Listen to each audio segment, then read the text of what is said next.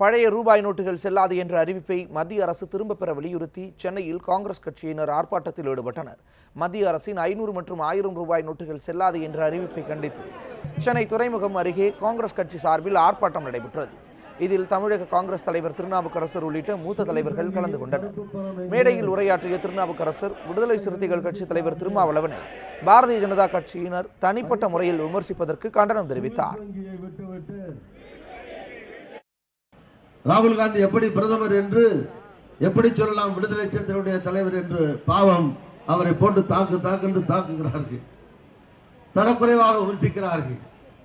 அவர் ஏதோ கருப்பு பணம் வைத்துக் கொண்டு கட்சி நடத்துகிறார் என்றெல்லாம் ஒரு ஆதி திராவிட சமுதாயத்தில் இருந்து ஒரு தலைவர், அதுவும் இந்த அளவிற்கு ஒரு கட்சியை நடத்தி வருவது என்பதெல்லாம் சாதாரணமான காரியம் அல்ல.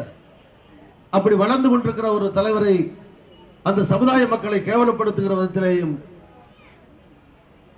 ஒரு இயக்கத்தை நடத்தி கொண்டிருக்கிற ஒரு தலைவரை மிக அவர் மனம் நோகிற விதத்திலே பேசுகிற விதத்திலேயும் பிஜேபி காரர்கள் பேசுவதை நான் வன்மையாக கண்டிக்கிறேன்.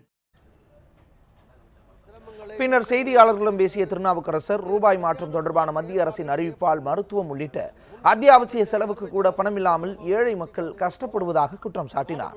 எனவே பழைய 500, 1000 ரூபாய் நோட்டுகள் செல்லாது என்ற அறிவிப்பை திரும்பப் பெற வேண்டும் எனவும் வலியுறுத்தினார்.